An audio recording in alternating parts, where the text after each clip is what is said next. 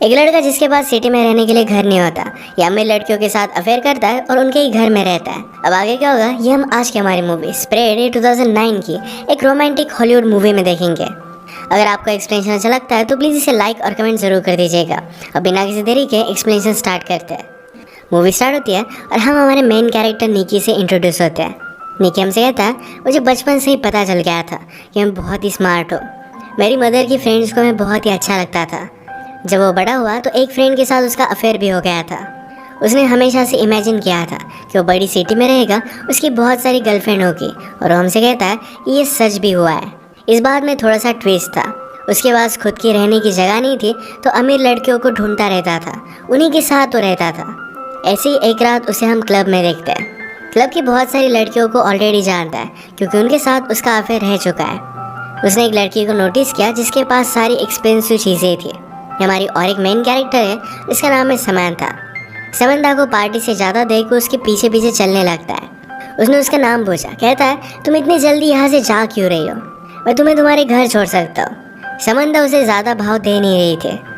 उसने कहा कि तुम बहुत क्यूट हो पर मैं तुम्हें घर पर नहीं लेकर जाऊँगी। निकी पूछता है कि क्या तुम्हारी शादी हो गई है। समंथा ने ना कहा। वो फिर पूछता है कि क्या तुम किसी से प्यार करती हो, और फिर इसे मना करती है। वो क्लियर करती कि मैं तुम्हें जानती भी नहीं। ये बात सुनने के बाद निकी उसके पास आ गया। ये दोनों एक दूसरे को किस करते हैं। निकी फिर उसके साथ उसके घर पर आ जाता है। वो हमसे कहता है कि लड़कियों के सामने तुम बहुत ही स्टूपिड सी चीज़ें करो तो उन्हें सेफ लगेगा। उसके पास लड़कियों को हैंडल करने के इस तरीके के बहुत सारे रूल्स थे।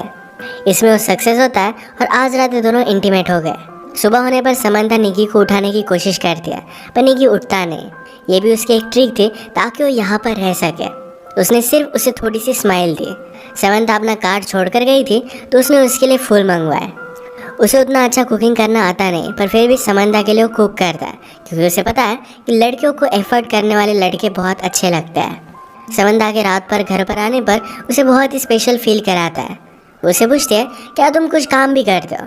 निकी कहता है कि मैं सब नॉर्मल सी चीज़ें करता हूँ, उठता हूँ, खाता हूँ, पीता हूँ, यही सब एंजॉय करना है उसकी लाइफ है। उसे ज़्यादा कुछ बोलने नहीं देता और ये दोनों फिर से इंटीमेट हो जाते हैं। एक दूसरे के साथ एंजॉय करना यही इनकी लाइफस्टाइल बन चुकी थी। समंथा निकी की लाइफस्टाइल मेंटेन करती है। ये दोनों एक दूसरे के साथ बहुत एंजॉय कर रहे थे। थोड़े दिनों में निकी बोर होने लग गया। समंथा कब घर से बाहर जाए इसका वेट करता था। एक दिन वो कहती है, मुझे मीटिंग के लिए न्यूयॉर्क में जाना पड़ेगा, क्या तुम मेरे साथ चलोगे। निकी ने कहा कि मैं तुम्हारे साथ नहीं आ सकता क्योंकि उसे पार्टी करनी थी। वो उसे ड्रॉप करता है और तुरंत पार्टी की प्लानिंग उसने स्टार्ट कर दी। निकी का एक बहुत ही अच्छा फ्रेंड है जिसका नाम है हैरी। जब निकी के पास रहने के लिए कोई भी जगह नहीं होती तो हैरी के पास ही आ जाता है। निकी हैरी को भी समझा रहा था कि किस तरीके से लड़कियों को हैंडल करना चाहिए। यह पार्टी में निकी की एक्स गर्लफ्रेंड आ जाती है। वो वहाँ पर तमाशा खड़ा करने लग गई। निकी हैरी से कहता है कि जल्दी से इसे घर पर लेकर जाओ वरना मेरी सच्चाई सबको पता चल जाएगी। पार्टी की सब लड़कियों को बता रहा था कि वो बहुत ही बड़ा मिलीनियर है। एक लड़की ने उसे अप्रोच किया और हाउस की टूर के लिए पूछा। टूर देते हुए फाइनली वो बेडरूम तक आ जाता है और दोनों फिर इंटीमेट हो गए। रात में फिर से हैरी और निकी दोनों हैंग आउट कर रहे थे। हैरी कहता है कि तुम्हारी एक्स गर्लफ्रेंड पूछ रही थी कि क्या उसके जाने पर भी तुमने ऐसी ही पार्टी की थी। निकी ने कहा कि क्या तुमने उसे सच बताया। हैरी कहता है कि मेरे पास चॉइस भी नहीं थी। ये सब करते हुए निकी को थोड़ा सा भी बुरा नहीं लगता। वो लड़कियों के फीलिंग्स के बारे में ज़्यादा सोचता नहीं। पार्टी की सब चीज़ें मेड को क्लीन करनी पड़ी और इसी वजह से समंथा को सब कुछ पता चल जाता है। उसने कॉल कर निकी को बताया कि किस दिन वो वापस आने वाली है। निकी आज बहुत सारी लड़कियों को कॉल कर रहा था तो हमसे कहता है कि अगर मैं किसी भी लड़की को कॉल ना करूँ तो मेरा गेम ख़राब हो जाएगा। उसे हमेशा प्रैक्टिस करनी पड़ती है। ऐसे ही अपने एक पुरानी फ्रेंड को घर पर बुला लेता है। फ्रेंड पूछती है कि तुम अब किसको फंसा रहे हो। ये दोनों एक दूसरे को बहुत टाइम से जानते थे। वो निकी को पूरी तरह पहचानती थी। उसने कहा कि तुम अगर ऐसे ही करते रहे तो 10 साल में तुम्हारा हाल बहुत ही बुरा होगा। ये सब करने से तुम्हें कोई भी खुशी नहीं मिलती। हम दोनों के बीच में जो भी था ये बहुत ही अच्छा था। उसे निकी के लिए फीलिंग्स थे। उससे कमिटमेंट चाहती थी पर निकी इस बात को थोड़ा सा भी सीरियसली लेता नहीं। ये दोनों फिर इंटीमेट हो गए। वो उससे पूछती है कि क्या हम हमारी रिलेशनशिप को और एक चांस दे सकते हैं। निकी उसे कोई भी जवाब नहीं देता। उस लड़की ने आज रियलाइज़ किया था कि निकी एक्चुअल में उसके लिए कोई भी केयर नहीं करता। समंथा निकी को रंगे हाथ पकड़ने के लिए एक दिन जल्दी आ जाती है। निकी किसी और लड़की के साथ था और उसे इसके लिए वो सॉरी कहता है। उस पर बहुत गुस्सा हो गई थी। निकी कहता है कि मैंने तुम पर चीट नहीं किया है। हम दोनों के बीच में जो भी है, हमने इसे कोई भी लेबल नहीं दिया है। इन्हें पता था कि एक दूसरे से प्यार नहीं करते। झगड़े झगड़े में ही डिसाइड करते हैं कि फ्रेंड्स विद बेनिफिट्स रहेंगे। फिर से दोनों अपना अफेयर कंटिन्यू करते हैं। एक दिन एक कैफ़े में निकी को एक लड़की पसंद आई जिसका नाम था हैदर। उससे वो बात करने की कोशिश करता है पर हैदर उसके हाथ में नहीं आती। उसने उसे अलग अलग डेट्स के लिए पूछा पर हर बार उसे मना कर देती है। निकी ने जाते जाते अपना नंबर बिल पर लिखा। कुछ भी पे ना किए हुए वैसे वो चला जाता है। कैफ़े में एक डिलीवरी मैन था जो निकी का पता जानता था। तो अगली सीन में हैदर डायरेक्टली उसका पता निकाल कर घर पर आ जाती है।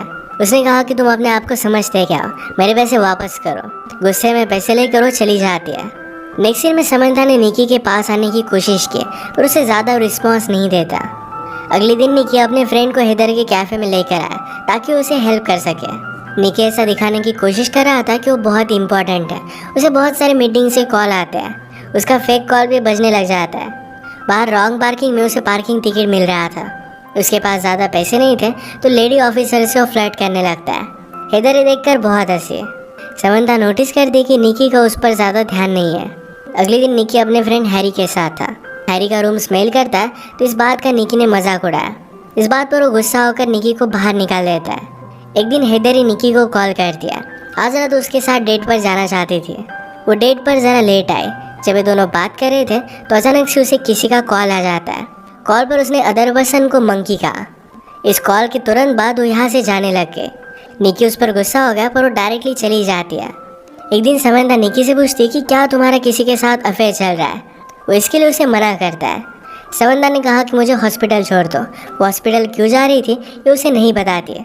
आज़ाद हैदर ने फिर से निकी को कॉल किया। उसे पूछती है कि क्या तुम अकेले हो। इसके तुरंत बाद वो डायरेक्टली उसके स्विमिंग पूल में थी। निकी ने कहा कि तुमने उस दिन बहुत ही अजीब किया था और ये मंकी कौन है। हैदर ने कहा कि मैं मेरे छोटे ब्रदर को मंकी बुलाती हूँ। वो एबनॉर्मल है तो उसी की केयर लेने के लिए मैं गई हुई थी। ये बात कहकर हैदर रोने लग गए। निकी को उसके लिए बुरा लगता है। इसके बाद ये दोनों इंटीमेट हो जाते हैं। एक दूसरे के बारे में बहुत सारी चीज़ें जान लेते हैं। सुबह होने पर स्ट्रीट की क्लीनिंग चल रही थी। हैदर सोई हुई थी तो उसकी गाड़ी निकी को मूव करनी पड़ती है।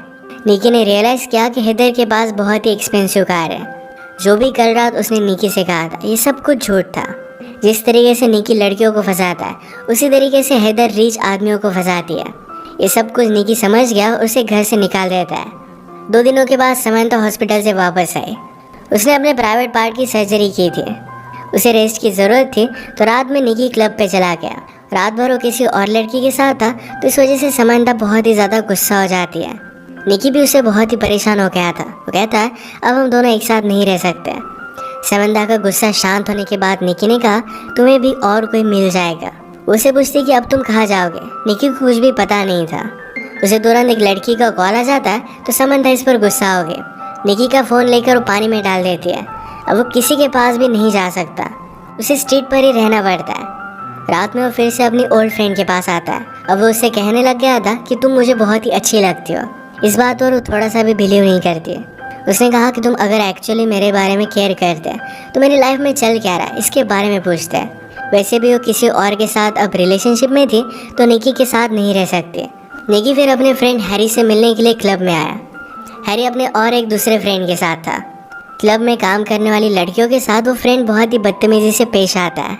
इस बात से निकी का उससे झगड़ा हो गया और वो बाहर आ गया। हैरी ने कहा कि तुम ये कर क्या रहे हो। निकी ने कहा कि इस तरीके से बिहेवियर अच्छा नहीं होता। हैरी कहता है कि तुम भी एक्चुअल में लड़कियों की फीलिंग्स के बारे में कुछ भी नहीं जानते। मैं मेरी सिस्टर को तुम्हारे पास आने भी ना दूँ। निकी उसकी सिस्टर को लेकर एक गंदी बात करता है। इस वजह से हैरी और निकी में भी फाइट हो गई। अब वो उसके साथ भी नहीं रह सकता। उसने और एक क्लब में जाने का ट्राई किया पर ये प्राइवेट पार्टी थी तो इस वजह से वो जा नहीं पाता। रात में वो अपनी मदर को कॉल करता है। इस सिटी में आने के बाद वो अपने घर पर गया ही नहीं था। मदर पूछती है कि क्या वहाँ पर तुम कुछ काम कर रहे हो। निकी इसका जवाब नहीं देता तो उस वजह से मदर भी उस पर गुस्सा थी। एक दिन वो एक होटल पर जाकर वहाँ की एक रिच लेडी के साथ फ्लर्ट करता है। ये सब करते हुए हैदर ने उसे देख लिया। उसके पास आई तो निकी ने जो भी उसके साथ किया था इसके लिए उसे सॉरी कहता है। हैदर कहती कि मुझे तुम्हारी सिचुएशन के बारे में पता है, हम दोनों एक जैसे ही है। निकी के पास खाना खाने के भी पैसे नहीं थे तो फिर हैदर उसे अपने घर पर लेकर गई। उसके प्रीवियस बॉयफ्रेंड के साथ उसका भी ब्रेकअप हो गया था। आज वो कुछ कॉल्स लगाती है तो रात में उसकी डेट फिक्स थी। डेट से वापस आने के बाद उसने निकी के साथ टाइम स्पेंड किया। हेदर को अपनी एक फ्रेंड का कॉल आता है कि एक बहुत ही रिच मिलियनेयर है और उसका अभी भी ब्रेकअप हुआ है, तुम जाकर वहाँ पर ट्राई कर सकते हो। हेदर फिर निकी को भी उस पार्टी में लेकर जाती है। उस मिलियनेयर को पटाने के लिए निकी हेदर को हेल्प करता है, उसे हंसने के लिए कहता है, उसके साथ डांस करने के लिए कहता है। मिलियनेयर की नज़र हेदर पर पड़ी और फिर ये दोनों बात करने लग गए थे। पार्टी के बाद निकी कहता है कि तुम उससे जितने भी पैसे लोगे उसका मुझे कुछ कट चाहिए। हेदर उसे साफ साफ मना कर देती है। रात में उसने काउच पर सोने के लिए कहा। थोड़ी देर में निकी उसके पास आ गया। वो कहता है कि हम दोनों एडल्ट्स हैं, एक दूसरे पर कंट्रोल तो कर ही सकते हैं। स्लोली उसके पास आ जाता है और फ्लर्ट करने लग गया। इसके बाद दोनों इंटीमेट हो गए। एक दूसरे के साथ जब भी होते हैं तो बहुत ही ऑनेस्ट होते हैं। एक रात डिनर करते हुए निकी को एक लड़की ने पहचान लिया, उसके साथ बहुत ही बुरा बर्ताव कर दिया। ये बात हेदर को उतनी अच्छी नहीं लगी। वो निकी के सारे हालात समझ लेती है। ये दोनों फिर एक दूसरे के साथ बहुत सारा टाइम स्पेंड करने लग गए थे। हेदर का किसी और आदमी के साथ बाहर जाना ये निकी को अच्छा नहीं लगता। एक दिन हेदर को अपने एक बॉयफ्रेंड से इन्वॉल्व मिला जिसमें उसे शादी के लिए पूछा गया था। इसके बारे में वो निकी से कहती है, उसने कहा कि मैंने अभी अभी उससे ब्रेकअप किया है। निकी इस बात से सरप्राइज था क्योंकि इस बॉयफ्रेंड के बारे में उसे कुछ भी पता नहीं था। वो कहती कि वो बहुत ही ज़्यादा अमीर है। निकी पूछता है, तुमने फिर उससे ब्रेकअप क्यों किया? समंता ने कहा, क्योंकि मैं तुमसे बहुत ही प्यार करती हूँ। अब इस सिचुएशन में क्या किया जाए? इसका निकी के पास कोई भी प्लान नहीं था, तो यहाँ से वो चला जाता है। घर आने के बाद उसे पता चला कि समंता न्यूयॉर्क जा रही है। उसे रोकने की कोशिश करता है पर वो जा चुकी थी। अगले दिन ग्रोसरी लेते हुए उसे अपनी एक फ्रेंड मिली जो बहुत ही ड्रंक थी। उसे इस हालत में ड्राइव करने नहीं दे सकता था, तो उसे घर छोड़ने के लिए आ जाता है। इसी मोमेंट पर उसे समंता का कॉल आया। वो कहता है कि प्लीज़ घर पर वापस आ जाओ, मैं कुछ जॉब्स वगैरह कर लूँगा और हम कुछ ना कुछ तो फिगर आउट कर ही लेंगे। समंता ने उस लड़की की आवाज़ फ़ोन पर सुनी और वो गुस्से में फ़ोन रख देती है। निकी को कुछ भी समझ में नहीं आ रहा था कि अब उसे करना क्या चाहिए। उसने हेदर की रूममेट से बात की। उसे एडवाइस करती है कि अब तुम्हें कमिटमेंट दिखानी चाहिए, तुम उसके लिए रिंग वगैरह लेकर जाओ, शादी के लिए उसे प्रपोज करो। निकी को भी आइडिया बहुत ही अच्छा लगता है। वो अपने फ्रेंड हैरी की मदद लेकर एक रिंग बाय करता है। न्यूयॉर्क पहुंचने पर वो देखता है कि हेदर अब एक बहुत ही बड़े हाउस में रह रही थी। उसने उसे समझाया कि ये जो सब चीज़ें तुम कर रही हो इसमें से कोई भी रियल नहीं है, तुम उसके साथ कुछ रह नहीं पाओगी। समंता कहती कि हमारे पास कुछ भी पैसे नहीं है, तुम सिर्फ वादे करते हो और उसके बाद तुम कुछ एक्शन नहीं लेते। इसी बात से वो बहुत ही ज़्यादा डरती है। उसने उसे यह भी बताया कि अब मेरी शादी हो गई है। निकी कहता है कि तुम उससे डिवोर्स ले सकती हो। समंता ने उसे क्लियर किया कि ये सब चीज़ें वो खुद चाहती है, उससे डिवोर्स नहीं ले सकती है। उसका हस्बैंड घर आता है तो समंता ने कहा कि इस डिलीवरी बॉय को उसकी टिप दे दो। इस सब से निकी का हार्ट ब्रेक हो गया। वो अब डिसाइड करता है कि ऑनेस्टी से अपनी ज़िंदगी बिताएगा। एक्चुअल में डिलीवरी बॉय का काम उसने ले लिया था। एक दिन वो समंता के घर पर भी डिलीवरी देने के लिए आया। एक दूसरे को ख्याल रखने के लिए कहते हैं। निकी हमसे कहता है, इस सिटी में सपने लेकर मेरे जैसे बहुत सारे लड़के आते रहते हैं। कुछ दिनों के बाद वो वापस चले जाते हैं, पर मैं यहाँ से जाने वाला नहीं। यहाँ रहकर वो ऑनेस्टली फाइट करेगा। रियल प्यार को ढूंढने के लिए होपफुल था और इसी के साथ ये मूवी एंड होती है। फाइनली वो सुधर चुका था। अगर आपको एक्सप्लेनेशन अच्छा लगा तो प्लीज़ इसे लाइक और कमेंट ज़रूर कर दीजिएगा। मैं बहुत सारी मूवीज़ लेकर आता रहता हूँ, तो प्लीज़ चैनल को सब्सक्राइब कर दीजिए और बेल नोटिफिकेशन आइकन दबाना मत भूलिएगा। हम फिर से मिलेंगे और एक नई मूवी के साथ। तब तक के लिए थैंक यू और आप अपने आप का ख्याल रखिए।